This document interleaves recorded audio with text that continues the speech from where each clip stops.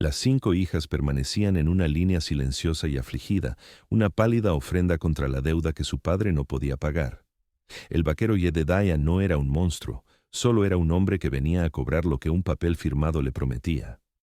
Había venido por ganado o por dinero, no por el espectáculo desolador de un hombre vendiendo a su propia sangre. Miró a la fila de muchachas temblorosas y de piel clara, con los ojos clavados en la tierra agrietada por la vergüenza.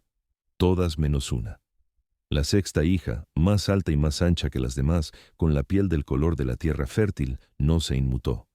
Le sostuvo la mirada, y en sus ojos no había miedo, sino un desprecio puro y sin adulterar. En ese instante, la elección dejó de ser sobre la deuda del granjero. Podía llevarse a una de las chicas rotas y sumisas y marcharse, una transacción simple y limpia.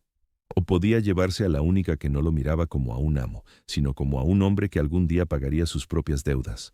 El granjero empezó a llorar. Jedediah señaló: «Me llevaré a la negra gorda». La contundencia de esas palabras dejó sin aire el polvoriento corral. Las hermanas de Hannah se negaron a mirarla, con los hombros encogidos en un alivio silencioso y compartido, que era una traición más afilada que cualquier cuchillo. Su padre, con el rostro convertido en una máscara de dolor fingido, tampoco la miraba a los ojos. Solo extendió una mano temblorosa en la que Jedediah depositó una única y pesada moneda. El sonido del metal contra la palma de su padre fue como el de la puerta de una jaula al cerrarse. No hubo discusión, ni regateo por su pequeña bolsa de pertenencias. Jedediah simplemente asintió una vez hacia la carreta que esperaba, recorriéndola con la mirada como si midiera el valor de su nueva adquisición. El desprecio de Hannah se endureció hasta convertirse en una resolución fría y densa. No lloraría, no suplicaría, simplemente caminaría. Le dio la espalda al único hogar que había conocido y no miró atrás. El viaje fue una prueba de silencio. Durante 2 días, los únicos sonidos fueron el quejido de las ruedas de la carreta y el viento plano e indiferente que barría las llanuras. Jedediah no habló. Guiaba a los caballos con una eficiencia silenciosa y brutal, sus ojos escudriñando constantemente el horizonte. Todo su ser, un estudio de fuerza contenida.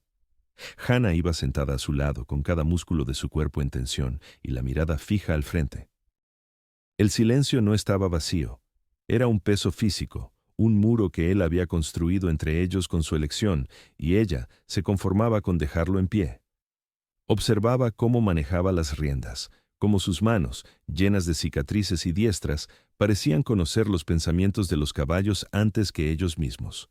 Era un hombre competente, eso había que concedérselo, pero la competencia sin bondad era solo otra forma de crueldad. En la mañana del tercer día, el ritmo implacable se rompió con un crujido seco y violento. La carreta se sacudió, inclinándose peligrosamente hacia un lado. Una rueda rota. Jedediah ya estaba en el suelo antes de que el polvo se asentara. Sus movimientos eran eficientes, su rostro una máscara de fría evaluación. Estudió el eje astillado, un problema que entendía, un problema que podía resolver con tiempo y esfuerzo. Hannah lo observó por un momento y luego bajó de la carreta de un salto. Ignoró la mirada aguda e inquisitiva de él. Pasó a su lado, sus ojos explorando el paisaje, y encontró lo que buscaba. Un tronco caído y robusto y una piedra de río plana y pesada a unos 100 metros de distancia. No pidió permiso. No dio explicaciones, simplemente comenzó a trabajar. Su cuerpo era una herramienta que había aprendido a usar con toda una vida de trabajo ingrato, colocando la piedra, trayendo el tronco. Jedediah se detuvo, con el martillo en la mano, y se quedó mirándola. Vio la física pura y práctica de su idea, la fuerza bruta que usó para colocar el tronco en posición como palanca. No era solo fuerza bruta, era inteligencia, era competencia. Sin decir palabras se movió para ayudar, y durante 10 minutos trabajaron en un ritmo perfectamente sincronizado y tácito, 2 cuerpos resolviendo un único problema concreto. Cuando la carreta estuvo levantada y la rueda rota reemplazada, él no dijo nada. Simplemente asintió una vez, un gesto de reconocimiento a regañadientes, y volvieron a subir a la carreta. El muro de silencio seguía allí, pero ahora tenía una única y finísima grieta. Llegaron a su rancho mientras el sol comenzaba a desangrarse en el horizonte. El corazón de Hannah, algo que había protegido con tanta ferocidad, se hundió. Aquello no era una propiedad próspera, era una cicatriz en la tierra. La cabaña era una estructura demacrada y esquelética, las vallas una hilera de dientes rotos contra el cielo. Un único álamo, azotado por el viento, se erguía junto a un pozo, sus ramas arañando el crepúsculo. Era una fortaleza herida, un lugar que un hombre construye no para vivir, sino para desaparecer en él. Jedediah detuvo la carreta y el silencio del valle se precipitó a su encuentro. Bajó de un salto y finalmente la miró, su rostro ilegible a la luz moribunda. «Este es tu mundo ahora», dijo, con voz plana, desprovista de toda emoción. «La libertad se gana, no se regala». Dejó que las palabras se asentaran en el aire frío entre ellos, como una marca final e inmisericorde. «Trabaja o muere de hambre». La primera señal de la nueva amenaza fue el silencio. Las gallinas, normalmente una cacofonía de cotilleos matutinos, estaban completamente calladas. Jedediah lo vio en el momento en que salió de la cabaña, un único y sangriento montón de plumas cerca del gallinero.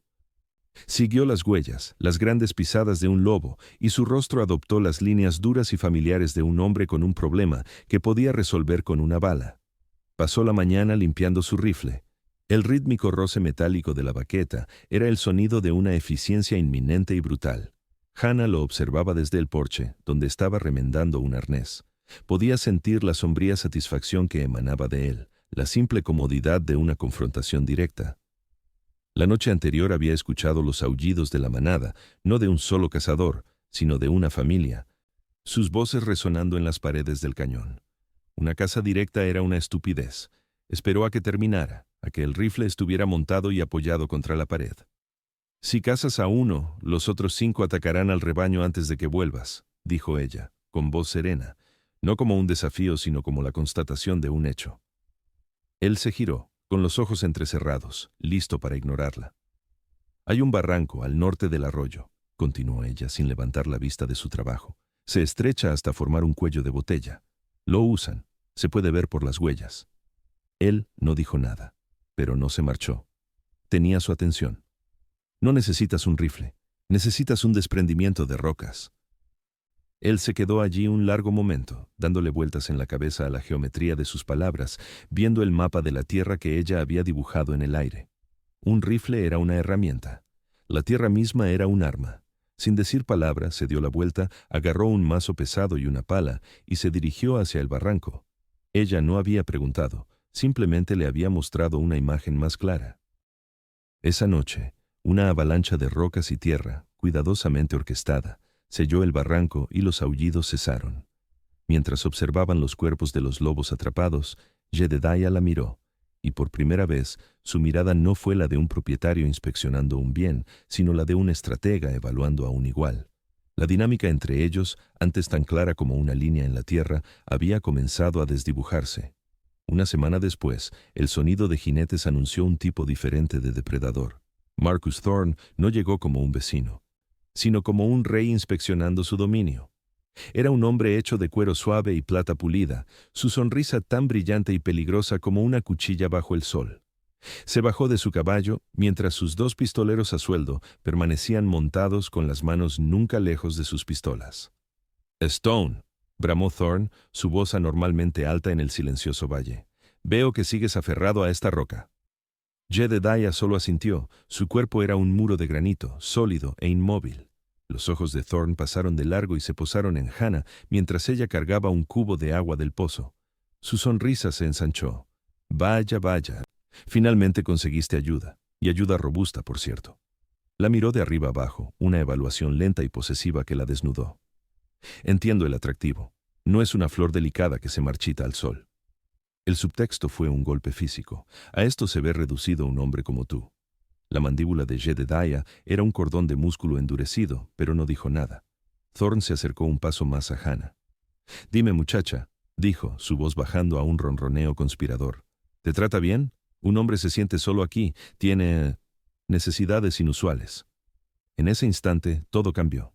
Antes de que la última palabra saliera de la boca de Thorne, Jedediah se movió.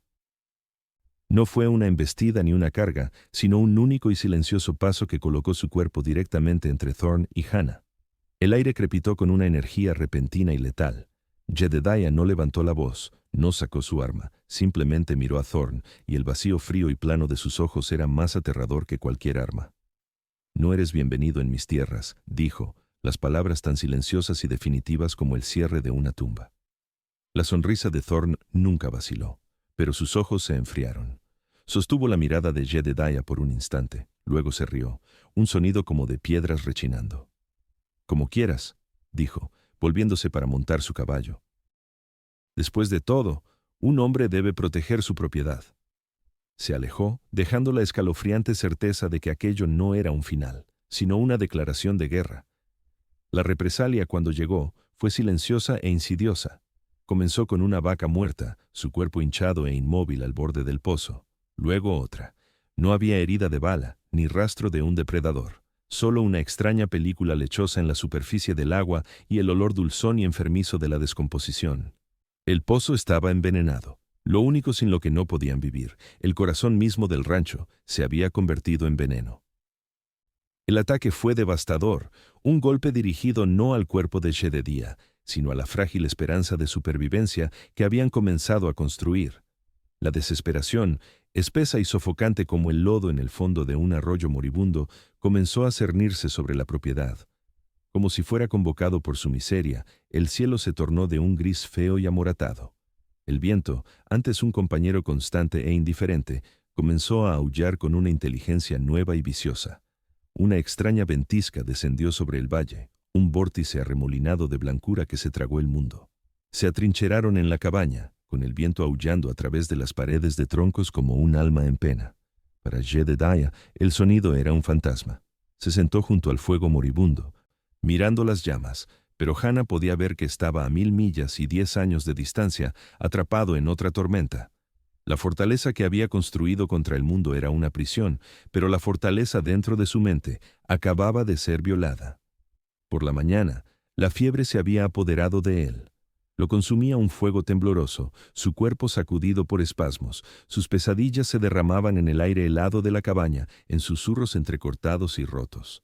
Su fuerza, su competencia, todo se había ido, consumido por el veneno del pozo y el veneno de su pasado. Había fracasado.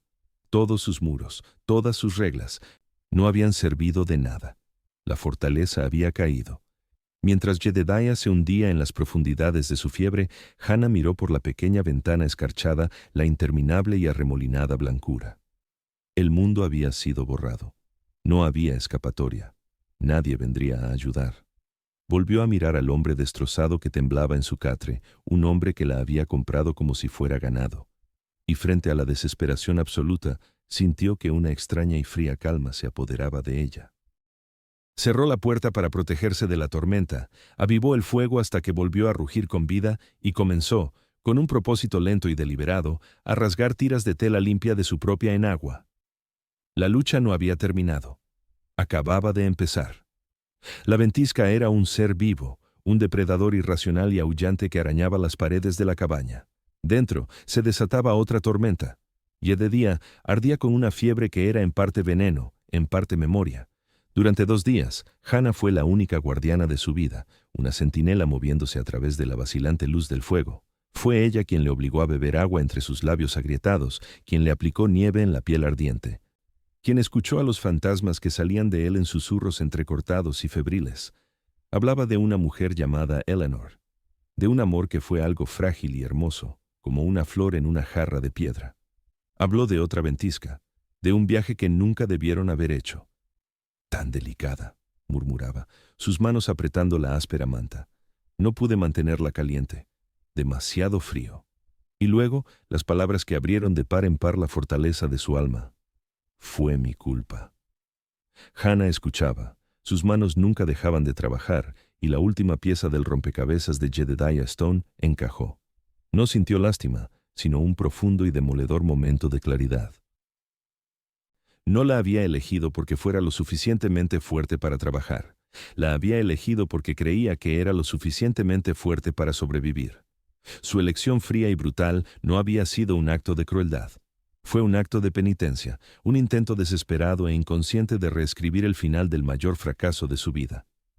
Cuando la fiebre cedió al tercer día, Jedediah despertó con el olor a caldo y la visión de Hannah sentada junto al fuego. su silueta tranquila y firme contra la furia moribunda de la tormenta en el exterior. Estaba débil, su cuerpo vacío, pero su mente estaba clara por primera vez en una década.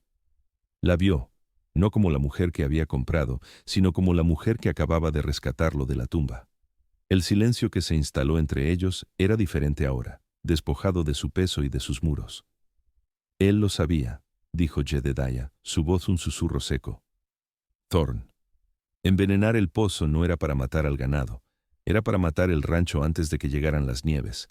Quería asegurarse de que no pudiéramos sobrevivir al invierno. Hannah lo miró, con ojos agudos, y vio al estratega renacer. El invierno aún no ha terminado, dijo ella.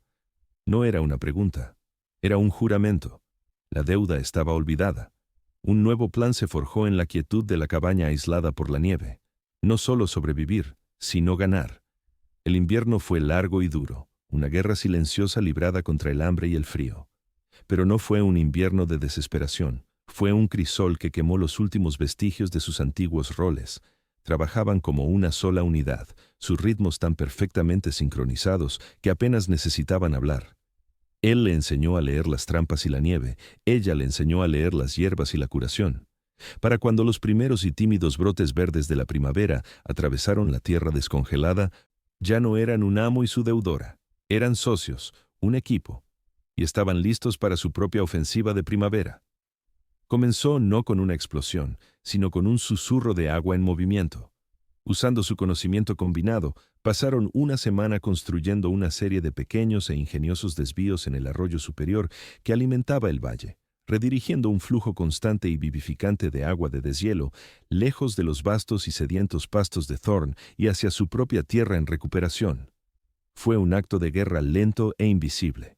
A continuación, atacaron a su fuerza de trabajo. No necesitaban luchar contra los pistoleros de Thorn, solo necesitaban darles una razón para irse. Un rumor cuidadosamente colocado, iniciado por Jedediah, en un pueblo a 50 millas de distancia, sobre un nuevo y rico yacimiento de plata en los territorios del norte, fue todo lo que se necesitó.